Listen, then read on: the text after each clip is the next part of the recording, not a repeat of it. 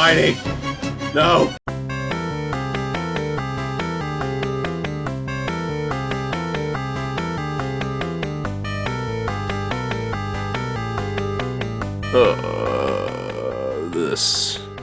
This is a bad one.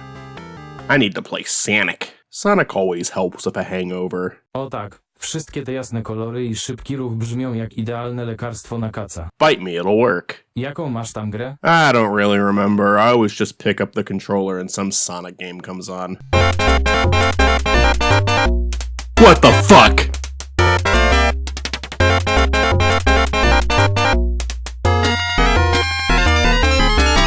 So what, does any game qualify for a last call now? Brawl was already a stretch, but now we're playing a game that doesn't even include a blue hedgehog in it? You might as well have me cover a fucking Mario game next time. Do you not have control over your own channel? I'm doing a bit. It's a bad bit. It's a bad game. Is anyone surprised that Alex Kidd got replaced as Sega's mascot the second Sonic was conceived? Is there any world where Alex Kidd could have gone off to be a beloved character? I mean, I guess his design is fine. It's certainly no Sonic, but it's colorful and cartoonish. He looks alright. As long as you're looking at the Japanese box art, that is. Dear God. Why do we have so many examples of fucking up the box art over here? Anyways, I hate Alex Kidd, and I'm glad he canonically got replaced by Sonic and is forced to work in retail for the rest of his life. Miracle World DX kinda looks good, I don't know. I don't actually hate this game as much as I claim. Just fuck Alex Kidd though. I'm just hungover and pissy that I don't get to play Sonic today. I think this might actually do you some good, Spiny. The first step is admitting you have a problem. The second step is doing a playthrough of Alex Kidd, so you managed to skip step 1. Well played. You've done better at insulting me in the past. Proszę bardzo, chowie. Alright, well, I better be getting to work. You two have a good day. Did you make him a fucking lunch?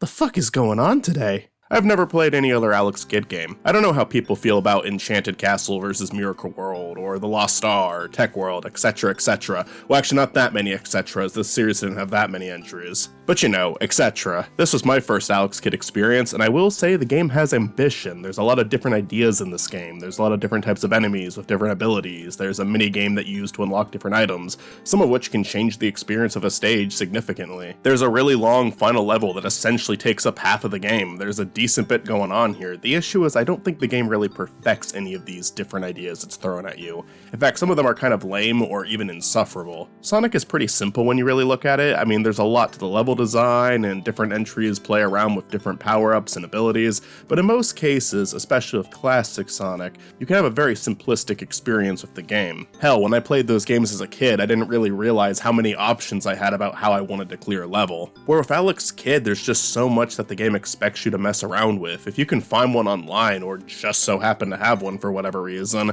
a manual would not be a terrible idea to play this game with. I'm gonna break this one down into categories. It'd be the easiest way to go over everything. The only thing I knew about this game prior to playing it was a lot of the music from it. I didn't even know what this game music was from, but I heard it around on the internet.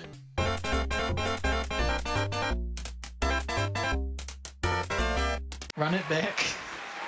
I don't want to run it back. I don't want to run it back. I think some of this music is terrible. The flying music is an example of so bad it's good video game music.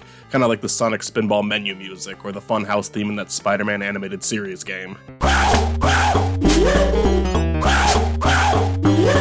I really wasn't into the music during the final stage, which again, that final stage makes up a majority of the game. You're listening to this track for a while, but other pieces of music range from fine to memorable. The main theme for this game is very goofy sounding, but I kind of like it, and it does leave an impression. On top of that, Alex Kidd is just kind of a goofy game, so I guess it fits. You play rock, paper, scissors to defeat bosses. And the game even has a joke ending, so yeah, it's right at home with this game. Oh, speaking of rock, paper, scissors, the music for that is pretty underwhelming. I mean, for a rock, paper, scissors minigame, it's fine, but you heard me right before. It isn't just a minigame to get new items, it's the fucking boss battles too. There are no exceptions. It is comical making it to that final boss only for him to be given the exact same treatment as the fucking minigame. Imagine finally clearing a difficult stage only to lose in a luck-based game and having to start all over again because of that. Okay, to be fair, there is one item that can actually help you with that. Maybe we should talk about those. You can either get these items by spending money to play and then win rock, paper, scissors,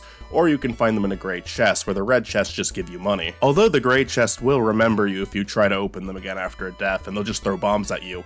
And then sometimes for shits and giggles, it'll just throw bombs at you anyways, even if it is your first time opening it. I will say, as annoying as it is that they charge you for a chance at getting an item, money is literally all over the place in this game, so that honestly shouldn't be that big of a deal. Rock, paper, scissors is held in these different rooms throughout the game, and each room will contain one item that will always stay that item, no matter how many times you leave and go back in. So if you find a room that has an item that you plan on using a lot, it might be a good idea to do some grinding. Enemies respawn, so if you're careful, you could potentially keep collecting money and keep getting more of whatever item you want. Hell, if you manage to grind enough to buy a shitload of capes, you might be able to clear this game with zero problems. The cape makes you invincible. There's 1-ups, I'm not explaining what that does, idiot. There's an amulet, which is very important to have equipped during boss fights because it lets you know what the CPU is going to use on you. This game goes from being luck-based to nearly impossible to lose. They really didn't give a shit when it came to the bosses, at all. Hell, just the bosses themselves are lame. One of them is a big bad final boss who's revealed to not be evil at all by the end. 2 of them are characters on the cover with you. I thought them being there indicated they were good guys, but I guess not. They're out for your blood too. And then there's this bear.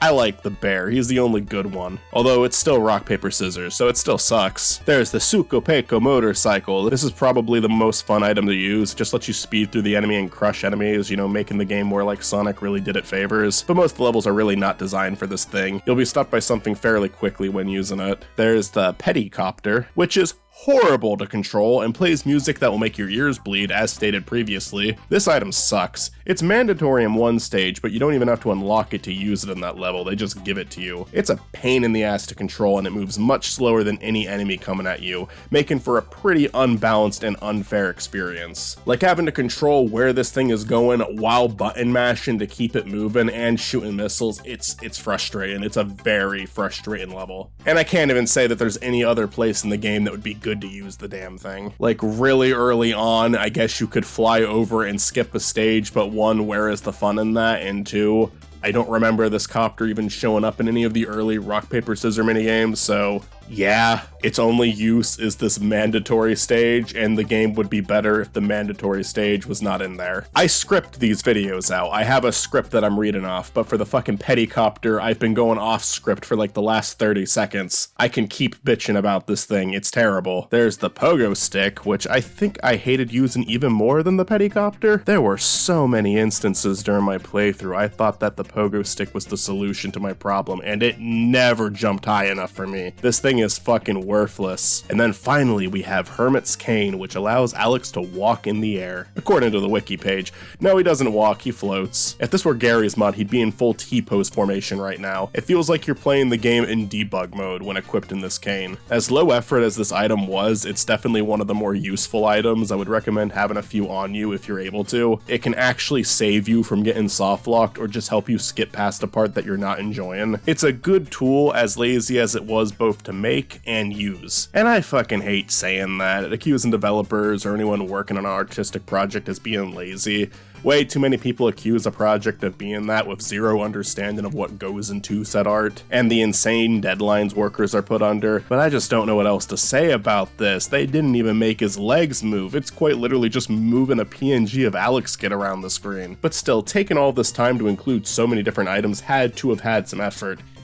It was sadly just put to waste, because none of them are really any good. The motorcycle could be fun, but the game wasn't built for it. I only like the cane because I can use it to cheat. Everything else sucks. Ignoring the items, are the levels at least fun on their own? It varies, but mostly no. Some of these are really short, only taking around 30 seconds to a minute to complete, and some of these have a little more to them. As you get more comfortable controlling Alex, it can be satisfying to get through a horde of enemies without getting hit once, because yeah, this is a one hit and you're done game. Hey, you know what might have made for a decent power up? Something that allows you to get hit once or twice. I could see that being extraordinarily useful, but then they wouldn't have time to include that fucking pogo stick, and what a nightmare this game would be without that. Okay, but being positive for a second, some of these levels are okay if you have patience. There's this one level that takes place in the woods that is actually insane. The enemies you face in this level are bees, okay, it's in the woods, it makes sense. Monkeys, okay, maybe it's more of a jungle, it still works.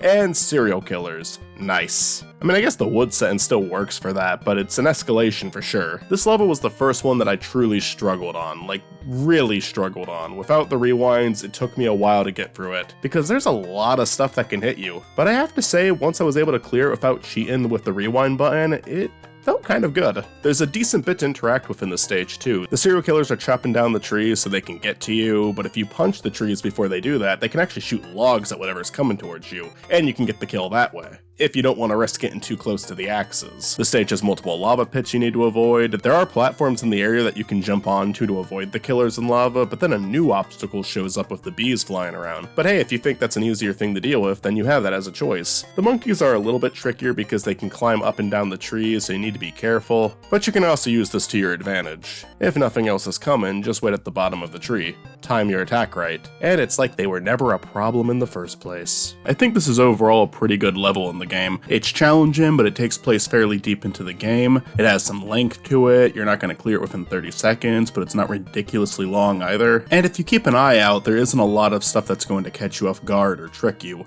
What I hate about the final stage in this game is how often these different rooms throw something at you so quickly that you don't even have an opportunity to respond to it. I can't imagine playing this final stage without the rewind, or at least save states, unless you really like Alex Kidd, because this stage is doing everything it can to work against you.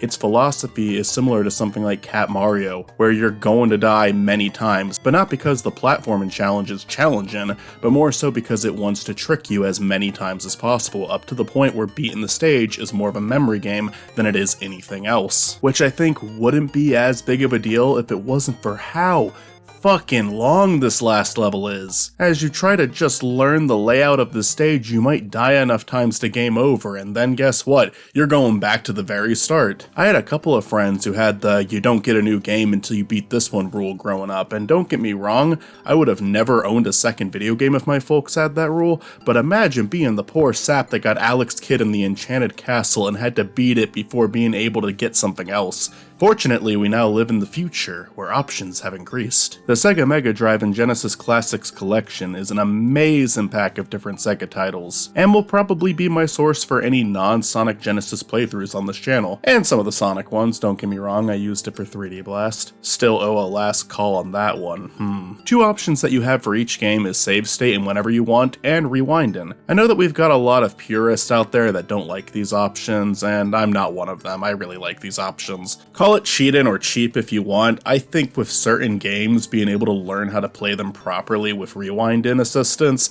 is something that can help a lot of people struggling with older games. I think it can be a useful tool for anyone getting started with some of these older titles. I don't think it should ever be an expected feature, like don't shit on a game for not having it as a choice. But I don't mind the option, and I don't really think anyone else should. It's not mandatory. I've heard the argument before that thrown in features like this shows a lack of competence from the people making the game, but the people who made Alex Kidd in the Enchanted Castle should have had a lack of confidence. Them not having a lack of confidence is what led to this shit in the first place. All jokes aside, when it comes to Alex Kidd, I do not think I would have been able to stomach this game too long without this feature. With the rewind feature, not only was I able to get through the entire game and find that there was a few ideas or levels that I liked, but I also understood the game well enough to where I was able to do another playthrough without using it. But even if you think rewinding is too cheap of a move, I mean, fair enough, I guess. It's kind of hard to argue. I do consider it cheating.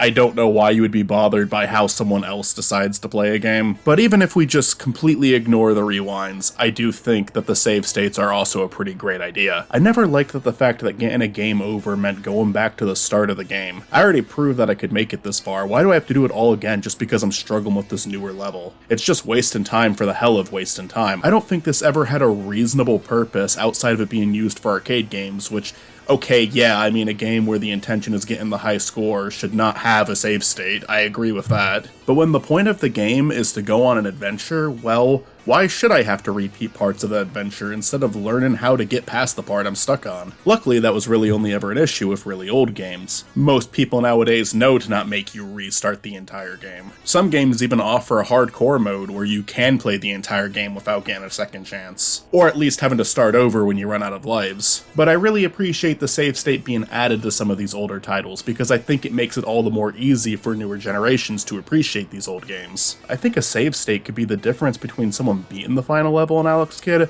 versus someone giving up on the game forever. So yeah, I really appreciate this collection pack. It definitely would not have cleared this game without those features. Call me a cheap bitch all you want, I don't give a shit. I've proven there's games out there that I'm capable of playing, but most of them I suck ass at. We're already past that point. I'll rewind if I want to rewind. You are not watching this channel for my mad skills. Alex Kidd and the Enchanted Castle is not a game that I especially enjoy, and reception-wise, it doesn't seem like this game was a very big hit. Every old review I read brought up the rock, paper, scissors boss battles as a bad thing, and yeah, that isn't surprising at all. That being said, I will at the very least say that this game has personality and ambition. It does get some props for trying all these things out, even if most of them didn't work out. And it's certainly not a game I'll forget about. Alex is no Sonic, but his design is memorable enough. Some of the weird-ass music clearly left an impression on people, and I don't think the sprite work in this game is bad at all. I think a lot of it looks pretty good even. I don't know if I'll ever talk about this character again on my channel, but Miracle World DX does look pretty enjoyable to me. Maybe it won't actually be good at all and I'm just won over by that great sprite art. But I am tempted to find out. Oh, and yeah, this guy's appeared right by side of Sonic and racing and tennis games, so yeah, I think we'll see this guy again someday in the future. I don't think we can be friends, Alex Kidd,